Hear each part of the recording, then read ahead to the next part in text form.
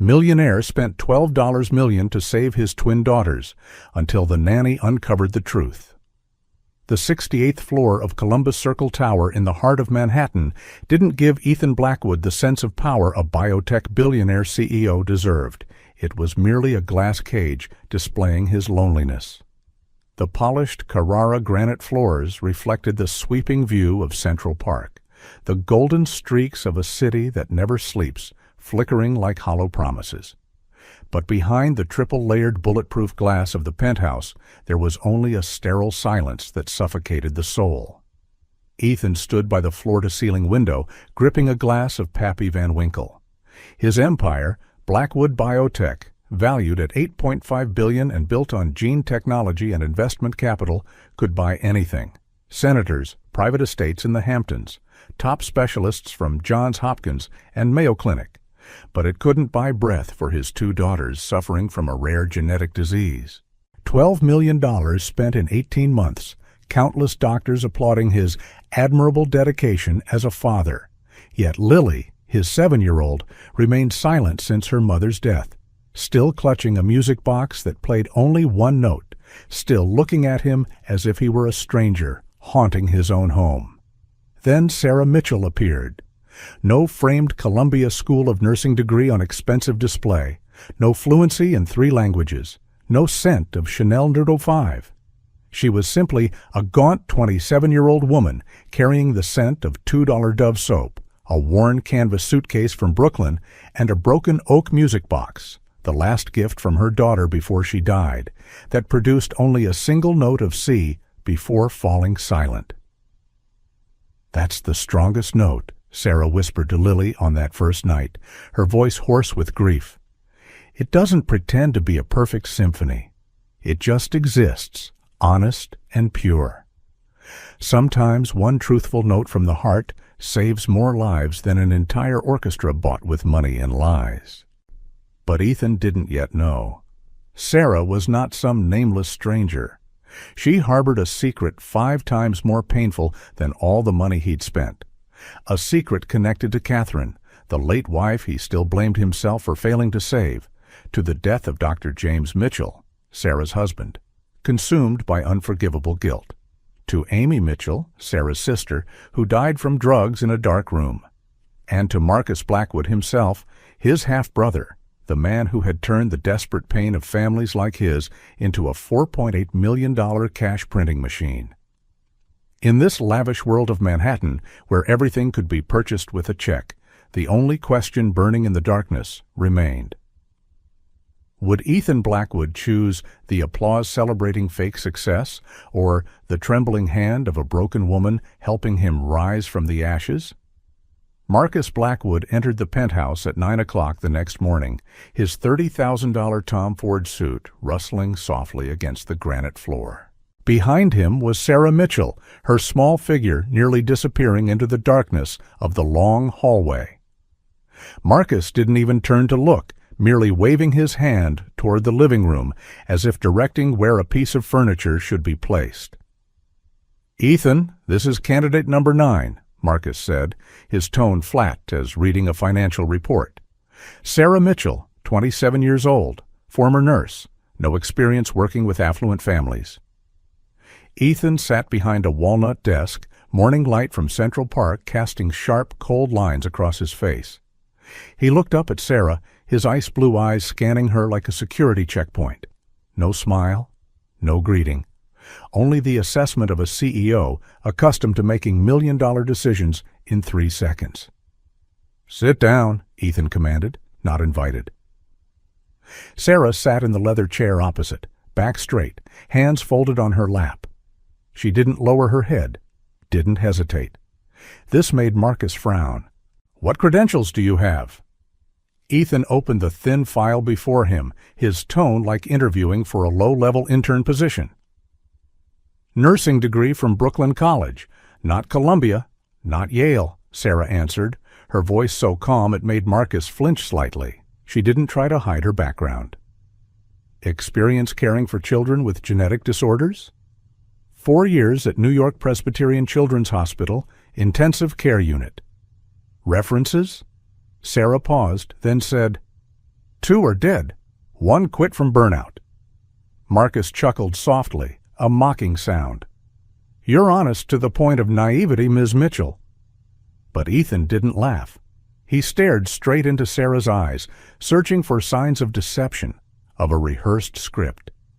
He found nothing, only a deep darkness like a bottomless well.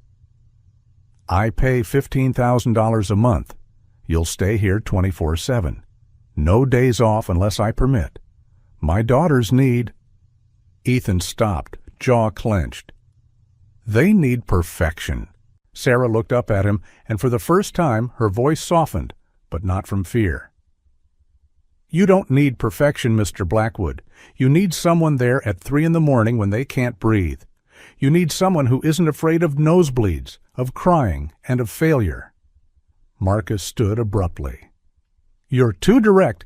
This isn't the place to—" "To what?" Sarah turned to Marcus, her gray eyes suddenly sharp. "To tell the truth, I wasn't hired to lie to him." "Have you cared for similar cases before?" Ethan asked, ignoring Marcus. Something in her voice just now, not anger, but understanding, made him unable to look away. Sarah took a deep breath.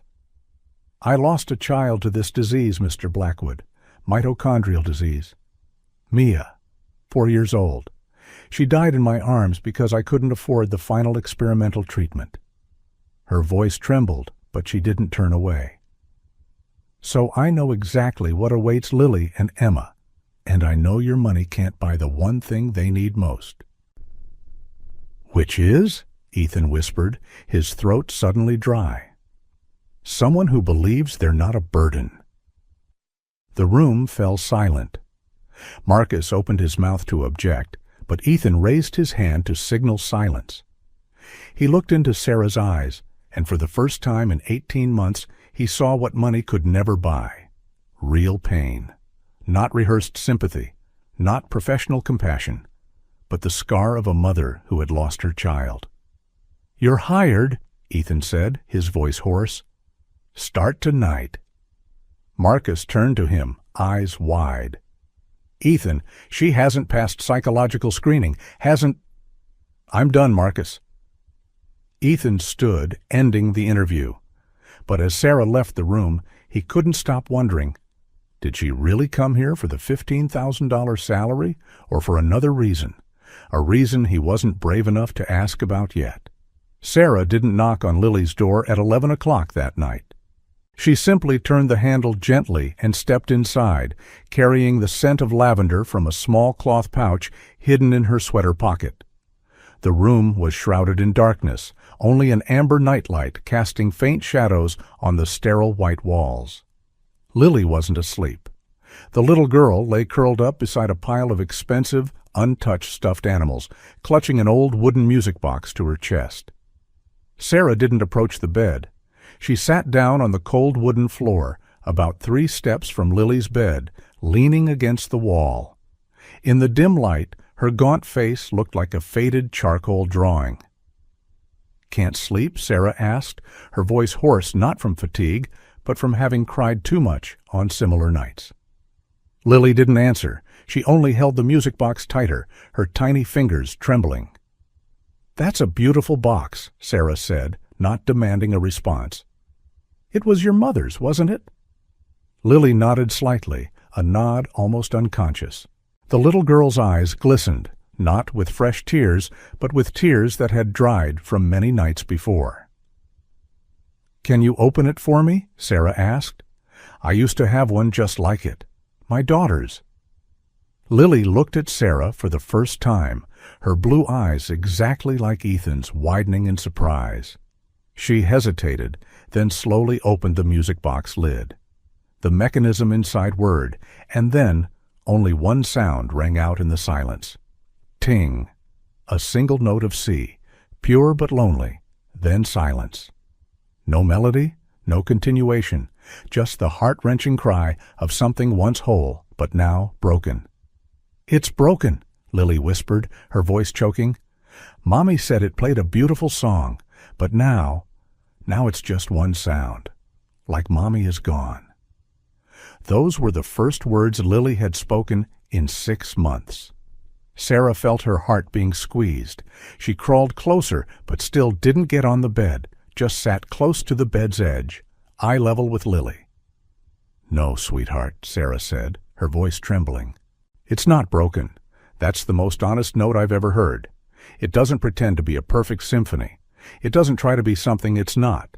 It just exists, alone, but very strong." Lily looked at the music box, then back at Sarah. "But aren't you sad when it can't play the song anymore?" "Sad," Sarah admitted, her eyes also wet. "But I learned that sometimes one real note means more than an entire false song. And you know what? Your mother is still in that note. Every time you open it, she's saying, 'My child, I'm still here.'" Lily hugged the music box to her chest, and this time she cried, not silent crying anymore, but small sobs of a child finally allowed to grieve. In the office downstairs, Ethan sat in darkness, staring at the surveillance screen. He saw Sarah, this stranger, sitting on the floor, letting Lily cry on her shoulder. He saw how she held the little girl, not like an employee, but like a mother holding her last child. And for the first time in 18 months, Ethan Blackwood, the man who could buy anything in the world, cried. Not from despair, but from hope. The door to the adjacent room opened. Emma, 5 years old, stepped out with sleepy eyes. She saw her sister crying in Sarah's arms. "Who are you?" Emma asked. Sarah opened her arms wide. "I'm the person who will be here for both of you." Emma ran over, nestling into the empty arm. And in that cold room, 3 broken souls held each other tight, while Sarah hummed a nameless melody. Not a complete song, just a simple tune, repeating over and over, like the very note in the music box. One note, but enough to begin healing. In 7 days, the 68th floor penthouse began to breathe. Sarah didn't ask permission. She opened windows that the maintenance team had sealed for 2 years, letting wind from Central Park blow in. The medical antiseptic smell gradually gave way to lavender from small cloth sachets she hung throughout Lily and Emma's bedrooms. Not expensive essential oils from Provence, just $3 dried flower bundles from Union Square Farmers Market. But they carried memories of real fields, real sunshine, real life beyond this glass tower. On the 3rd dinner, Sarah appeared in the kitchen with a pot of homemade chicken soup. Not the Michelin chef's consommé served on Wedgwood porcelain, but Jewish-style chicken soup from her grandmother's recipe, cooked in an old cast-iron pot she brought from Brooklyn. The smell of dill, celery, and onions rose, filling the sterile kitchen with something money couldn't buy: the memory of home. "We don't eat this," Marcus said coldly when he visited that evening, looking down at the soup bowl as if it were something from the slums. But Lily, for the first time in 6 months, picked up her spoon and took a sip. Then another. Then, "Good," the little girl whispered. 2 words. The second sentence of the week. Emma, sitting beside her, grinned widely and also drank the soup. And in that moment, Marcus saw what he feared most: his influence dissolving before a woman with only chicken soup and a genuine smile. Every evening, Sarah read stories to the 2 girls. Not early education books from the Montessori program Marcus had selected, but an old copy of Where the Wild Things Are, the story of a boy who goes to where the wild monsters live, then returns home to where someone loves him most. Lily lay on Sarah's shoulder, listening to every word. Emma drew pictures with crayons. The picture Emma drew on the 5th night made Ethan stop in his tracks when he passed by. It was a large hand, light brown, with long fingers. Below it, Emma had written in scrawled letters, "Miss Sarah's hand, warm." Ethan stood staring at that picture in silence. A hand, not money, not medicine, just a hand. The phone rang at 10 o'clock on Friday night. Marcus, his voice ice cold through the speaker. "Ethan, we need to talk about that nanny."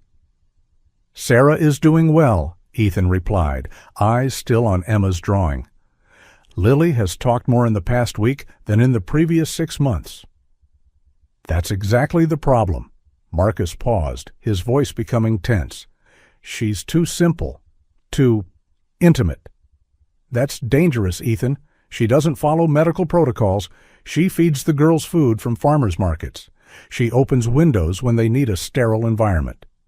"They need to live, Marcus, not live in a laboratory." "Do you know anything about her past?" Marcus asked, his voice dropping to a dangerous level. "I investigated. Her husband, Dr. James Mitchell, committed suicide 3 years ago. Her daughter died from mitochondrial disease. Her sister, Amy Mitchell, died from a drug overdose 2 years ago. You're allowing a psychologically unstable woman, haunted by death, access to your daughters." Ethan felt a chill spreading through his chest. But then he remembered how Sarah held Lily that first night, how she wasn't afraid of tears, how she carried her own daughter's music box, not to forget, but to remember. "She understands pain, Marcus," Ethan said, his voice firm. "That's why she can heal it." "Or," Marcus said, word by word, "she's here for another reason you haven't seen yet. Be careful, Ethan. People don't survive 3 deaths without carrying darkness." The call ended, but the seed of doubt had been planted, and in the darkness of his office, Ethan didn't know whether to trust Sarah's warmth or Marcus's warning. On the 9th day, Sarah asked to clean Catherine's old study, the room Ethan had locked tight since his wife's death.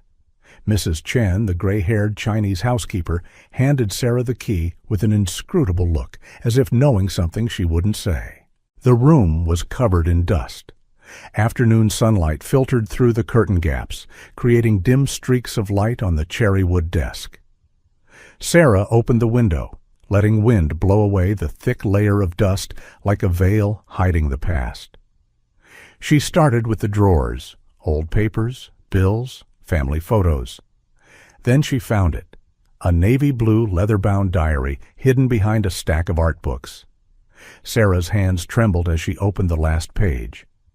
Catherine's familiar handwriting she'd seen on countless notes during their college years, written hastily, chaotically. March 12th, Marcus is deceiving Ethan. I have proof. The medical contracts for Lily and Emma, all fake. Neurocure Labs doesn't exist. Millions of dollars pouring into a black hole. I must tell the truth. But Marcus threatened me. He said if I open my mouth, I'll lose everything. I'm afraid, not for myself, but for the children. Sarah hugged the diary to her chest, tears streaming down. March 12th. Exactly 2 days before Catherine died in that car accident, she continued searching. In a yellow envelope tucked between 2 books, she found an old photo. Catherine and Sarah, 20 years old, standing in front of Columbia Dormitory, smiling brightly under autumn sunlight. 2 young women who didn't know that 10 years later, one would die for a secret, the other would return to find justice. And then, the letter? A letter never sent, the recipient's address handwritten in blue ink. Sarah Mitchell, 447 Atlantic Avenue, Brooklyn, NY. Sarah opened the letter, her hands ice cold. Dearest Sarah, if you're reading this, it means the worst has happened. Marcus Blackwood has threatened me. He knows I discovered his conspiracy, defrauding Ethan of millions of dollars through fake experimental treatments. I was preparing to report him, but he said accidents can happen at any time. Sarah, if anything happens to me, please protect the children. Lily and Emma need a mother. Not a wealthy mother, but a real one. You're the only person I trust. Give them what money can't buy. Give them love. Catherine. Sarah collapsed to the floor, clutching the letter to her chest. She remembered that night, the night Catherine died. The phone call at 2 a.m, Catherine's voice trembling. Sarah, I'm scared. Marcus knows. He knows I have evidence. If I die, don't let... Then the screech of car brakes, the sound of metal crashing. Silence. You found it. A gentle voice rang out from the doorway. Sarah spun around, startled. Mrs. Chen stood there, her wrinkled face harboring the sorrow of 20 years serving this family. "I know who you are, Miss Mitchell," Mrs. Chen said, stepping into the room. "I recognized you from the first day. The face in the photo, Mrs. Catherine always kept in her wallet. Her best friend from college. The person she said would save the children if anything happened." Sarah swallowed hard. You know about Marcus?"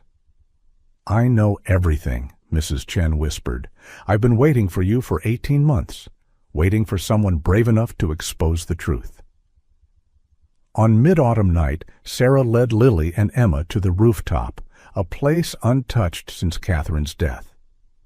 Dust covered the concrete floor thickly, but from here they could see the full moon hanging suspended among Manhattan's skyscrapers, like an ancient silver coin amid a steel forest. Sarah didn't hire an event company. She only brought $5 paper lanterns bought from Chinatown, hanging them sparkling on old rope. Candlelight inside the lanterns flickered, creating warm streaks of light on the two girls' faces. On an old tablecloth, Sarah placed mooncakes bought from a small bakery on Mott Street. Not luxury cakes from the Peninsula Hotel, just simple cakes with red bean paste and salted egg yolk filling. "What's this, Miss Sarah?" Emma asked, eyes brightening as she watched the lanterns swaying in the wind. "This is the Moon Festival," Sarah explained, sitting cross-legged beside the two girls. "Where I grew up, people gathered to watch the moon, eat cakes, and tell stories about hope." Lily held a small lantern, candlelight reflecting on her face. And then, a miracle happened.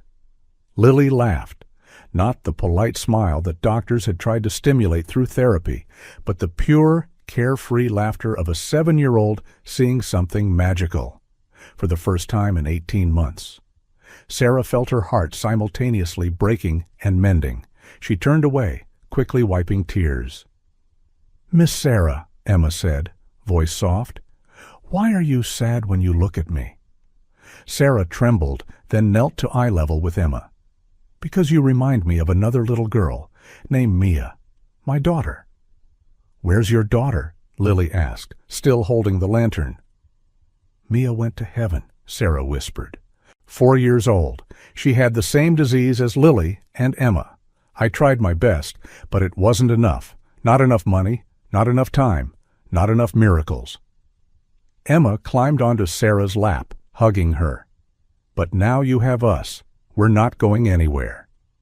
Behind them, Ethan stood at the rooftop doorway. He'd come looking when he found the penthouse empty. Now he stood still, watching the scene before him. A broken woman holding his 2 daughters under moonlight among cheap lanterns filled with love. When Lily and Emma had fallen asleep on Sarah's shoulders, Ethan stepped forward. He silently helped Sarah carry the 2 girls to bed, then both returned to the rooftop to clean up. "Why do you stay?" Ethan asked in the silence, voice hoarse. "Why do you do all this for someone else's children?" Sarah picked up an extinguished lantern, holding it to her chest. "Because if I can save Lily and Emma, maybe Mia will forgive me.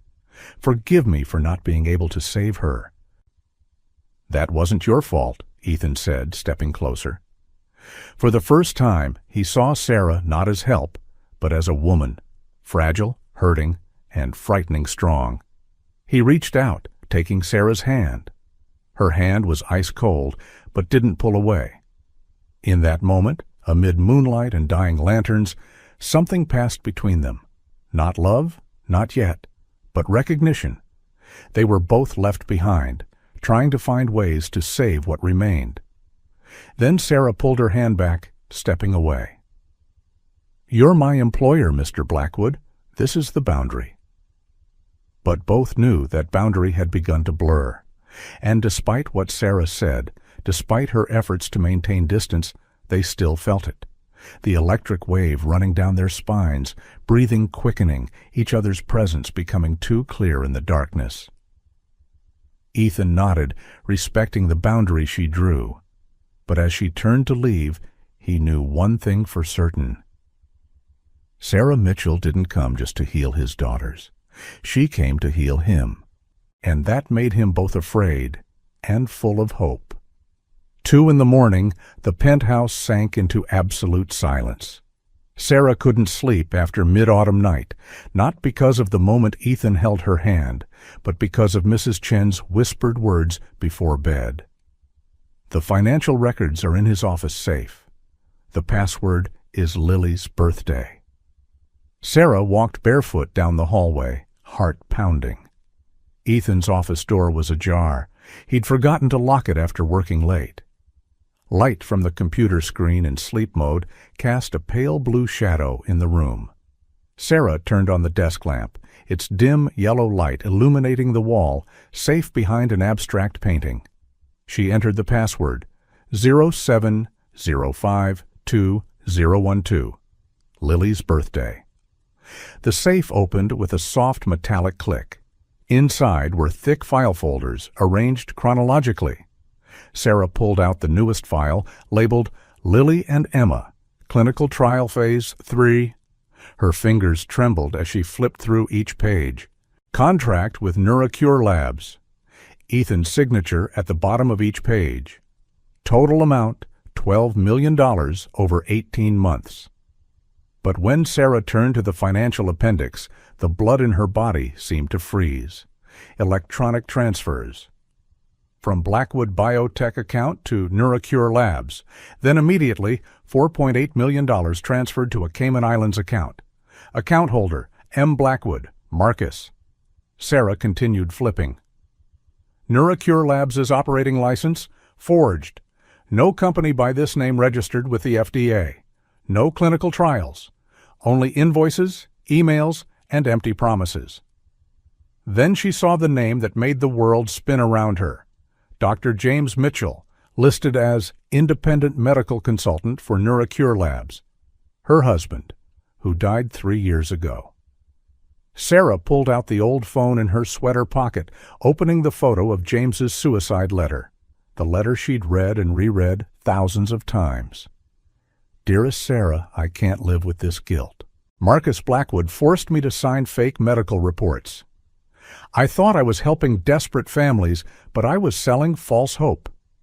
When I discovered the truth and wanted to withdraw, Marcus threatened to destroy my career, accuse me of fraud.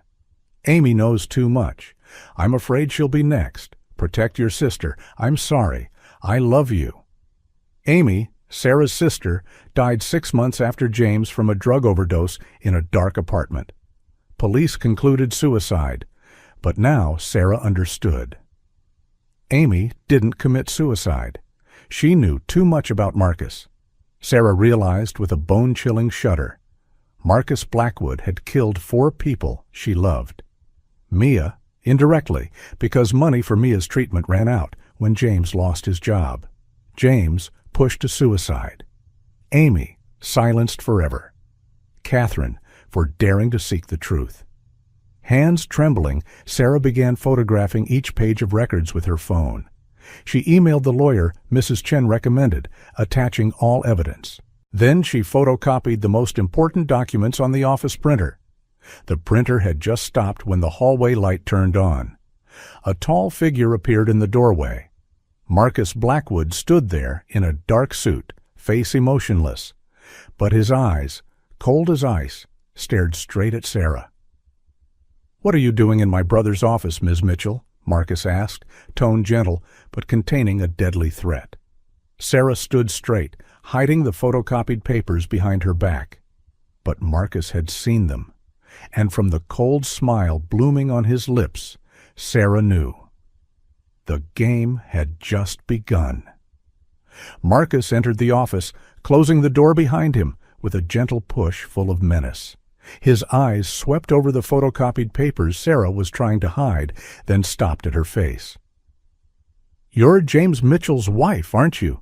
Marcus asked, his tone no longer polite. "I recognize you now. The face from the funeral, the wife standing crying beside the casket." Sarah dropped her hands, letting the papers fall to the floor. She raised her head high, looking straight into Marcus's eyes.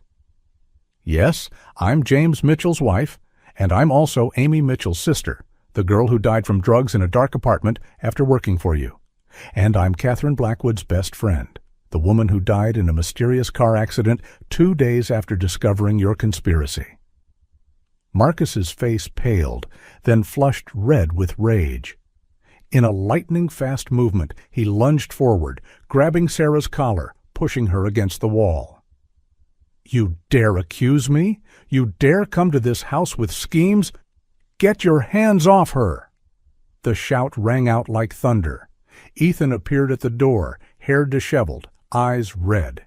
He'd just returned early from a morning meeting in London out of concern for his daughters. He rushed in, pulling Marcus away from Sarah, pushing him aside. "Are you crazy, Marcus?" Ethan roared. Marcus straightened his vest, regaining composure at a frightening speed. "No, little brother. The crazy one here is her." He pointed at Sarah. "She came here for revenge. Her husband committed suicide from mental illness. She blames me, blames you, blames the whole world. Now she wants to destroy our family." Ethan turned to Sarah, his blue eyes full of confusion. "Sarah, is this true?" Sarah trembled, tears streaming down. "Yes and no." She took a deep breath. "James was my husband. He worked as medical consultant for a company Marcus operated. They defrauded desperate families, selling false hope for millions of dollars. When James discovered this and wanted to withdraw, Marcus threatened to destroy his career. James couldn't bear the pressure. He committed suicide." "Lies!" Marcus roared. "James Mitchell was a fraud. He killed himself for his own guilt, not because of me." Sarah shook her head violently. "My sister Amy worked as assistant for Marcus. She knew too much about this operation. 6 months after James died, she died too. Police said drug overdose, but Amy never touched drugs in her life." Marcus laughed coldly. "She's delusional, Ethan. She lost her child, lost her husband, lost her sister. Now she's jealous of you, of your wealth. She wants compensation money. She wants—" "I have proof." Sarah pulled out her phone, handing it to Ethan. "Here's Neurocure Lab's contract. The company Lily and Emma are participating in clinical trials. You paid $12 million. $4.8 million went straight to Marcus's Cayman account. This company doesn't exist. There are no trials, only fraud." Ethan took the phone, looking at the screen. His face gradually paled as he scrolled through each photo. Transfers, Cayman account, forged signatures. "Ethan, don't listen to her." Marcus stepped forward. "I have evidence." Another voice rang out from the door. Mrs. Chen entered, holding a small USB drive. "I've been recording for 20 years. Every call, every meeting, every threat." She looked straight at Marcus. "Including the night you discussed fixing Mrs. Catherine's car brakes." Absolute silence engulfed the room. And in that silence, Ethan Blackwood finally saw the truth. He had been betrayed by the very brother he trusted most. Ethan plugged the USB into his desk computer, hand trembling as he clicked the mouse. The screen lit up, displaying hundreds of audio files arranged by date. Mrs. Chen stepped forward, pointing to a file dated February 22nd, 3 years ago. "Listen to this one first," she said. Ethan double-clicked. Static noise, then Marcus's familiar voice rang out from the speakers, cold and calculating. "Dr. Mitchell, you understand clearly, right? If you withdraw now, I'll make sure every hospital in New York knows you signed those falsified reports. Your career will be destroyed. Your family will have nothing. Your wife, your sick daughter, they'll be on the streets. Do you understand?" James Mitchell's labored breathing, then a voice full of despair. I understand." Sarah covered her face, shoulders shaking violently. This was the voice of her lost husband, the man she loved, the man Marcus had pushed to the edge of death. Mrs. Chen pointed to another file, dated March 10th, 2 days before Catherine died. "Marcus, I can't let her live. She knows too much. She has evidence about Neurocure." It was a stranger's voice. "Brakes can fail at any time," Marcus's voice replied, cold as ice. "Especially on Palisades Parkway. Such a tragic accident." Ethan staggered back as if slapped. His knees went weak, nearly collapsing. "No, it can't be." "There's more," Mrs. Chen said, clicking the third file. "September 5th, 2 years ago." "Amy Mitchell is becoming a problem," Marcus's voice. "She's threatening to go to the FBI. We need to handle it." Fentanyl leaves no trace," the other voice. "Just like a regular overdose." Sarah pulled out the navy blue diary from her sweater pocket, Catherine's diary she'd found in the study. Her hands shook so badly she had to use both hands to keep it from falling. She opened to the last page, reading aloud, voice choking. "March 12th. Marcus is deceiving Ethan. I have proof. Marcus threatened me. He said if I open my mouth, I'll lose everything. I'm afraid. But I must tell the truth. Ethan will never believe me. He trusts Marcus more than his own wife. Marcus killed me before I died. And the one who truly killed me is Ethan's silence." Ethan fell to his knees, hands clutching his head.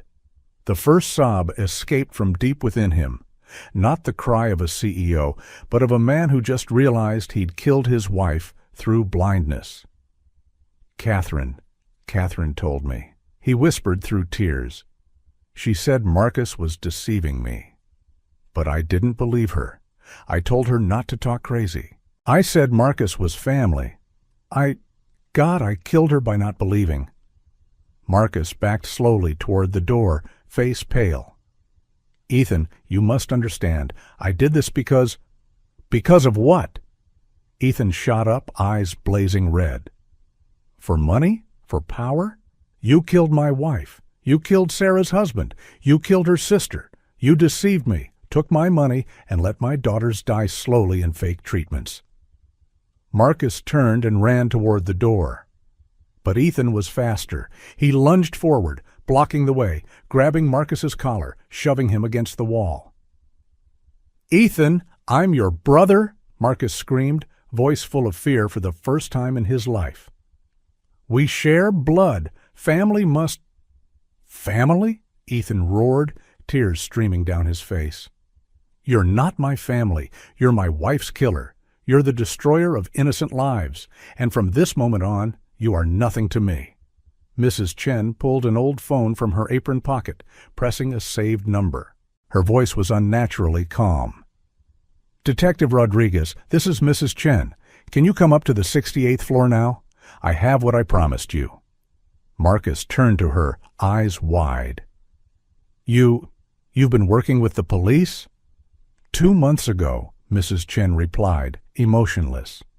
"Since I knew Ms. Mitchell would come." 5 minutes later, the elevator opened. 3 police officers entered, led by Detective Rodriguez, a gray-haired man with a stern face. He'd been working with Mrs. Chen for 2 months, quietly gathering evidence. "Marcus Blackwood," Detective Rodriguez said, pulling out handcuffs. "You're under arrest for fraud, money laundering, and suspicion of involvement in 3 homicides. You have the right to remain silent." Marcus struggled as 2 officers approached. "Ethan, we're brothers. Family must protect each other. You can't let them..." Ethan stepped forward, looking straight into Marcus's eyes, his voice ice-cold but very clear. "Family doesn't kill innocent people. Family doesn't turn others' suffering into money. You're not my brother. You're just a murderer." The sound of handcuffs clicking onto Marcus's wrists rang out, cold metal.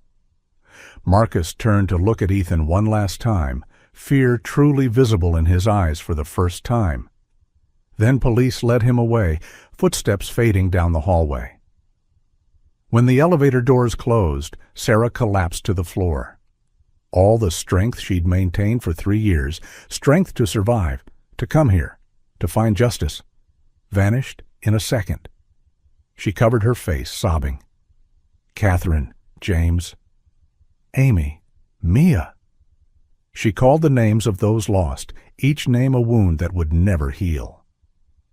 Ethan knelt beside her.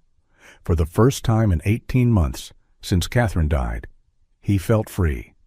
Free from guilt, free from deception, free to cry. He held Sarah, letting her cry on his shoulder, and he cried too. Small running footsteps sounded. Lily and Emma, awakened by the noise, ran into the office in pajamas, eyes red. They saw Dad and Miss Sarah, the two strongest adults in their lives, holding each other and crying. No questions asked. Lily ran over, kneeling down, hugging them both. Emma followed, small arms embracing tight.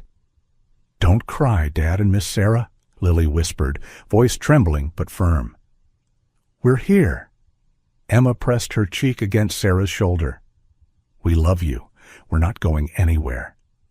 Ethan looked up into Sarah's tear-filled eyes. He saw Catherine in them, the best friend his wife had loved. He saw all he'd lost and all he'd just found. "Sarah," he called. Not Ms. Mitchell, not the nanny. Just Sarah, the woman who'd sacrificed everything to save his family. "Thank you," he whispered. "Thank you for coming home." And in each other's arms, amid dawn breaking through Manhattan windows, 4 broken souls began to mend. 3 months later, early winter snow blanketed Central Park. From the 68th floor penthouse window, Ethan looked down at the city, no longer feeling cold. Marcus Blackwood had been sentenced to 25 years in prison for fraud, money laundering, and involvement in 3 homicides. The trial lasted 2 weeks, but evidence from Mrs. Chen and Sarah's testimony had sealed his fate. Lily and Emma were no longer silent, frightened children. They laughed more, ran and played more. Their illness remained. Medical science hadn't found miracles, but their condition improved significantly. Not from expensive medicine, but because they had what money couldn't buy. Real love. Dad by their side. And Sarah, who was no longer the nanny. Christmas night, the tree in the living room sparkled with lights. Sarah sat beside Ethan on the sofa, their hands lightly touching. On her ring finger glittered a simple platinum band. Ethan proposed a week ago, not with a huge diamond, but with a promise. "I'll be with you, forever." Lily sat before the piano, the Steinway that Catherine used to play. She placed her hands on the keys, taking a deep breath. Then she played. Debussy's Clair de Lune, the piece Catherine often played before bed. Lily played each note with absolute concentration, small fingers gliding across black and white keys. The music flowed like moonlight, like water, like memories of a lost mother. When reaching the final note, Lily could have ended the piece perfectly. But she didn't. She paused, then pressed down a simple C note, exactly the note her mother's old music box used to play. Ting, one note, pure, honest, lonely, but strong. Emma clapped. "Why did you play one note at the end?" Lily turned, smiling. "Because Mom Sarah taught me. One honest note is the foundation of all music. Without that foundation, everything is just beautiful but empty noise." Sarah wiped tears. Her other hand rested gently on her belly, where a small life was growing. 4 months, a girl. Ethan and Sarah had chosen the name, Mia Catherine Blackwood, a name honoring the past, but facing the future. Ethan kissed Sarah's forehead lightly. "Thank you," he whispered. "Thank you for teaching me to hear that note, the note I'd been deaf to for so many years." Sarah leaned her head on his shoulder. "Thank you for giving me a chance to play again, a chance to love, a chance to live." Outside the window, snow fell heavier, blanketing the city white. But inside this once cold penthouse, warmth now overflowed, not from the $100,000 heating system, but from hearts that had found each other again. Because finally, Ethan Blackwood understood a lesson that $8.5 billion couldn't buy. One honest note from the heart saves more lives than an entire false symphony bought with money. And sometimes a trembling hand helping us rise is more precious than 1,000 rounds of applause celebrating hollow success.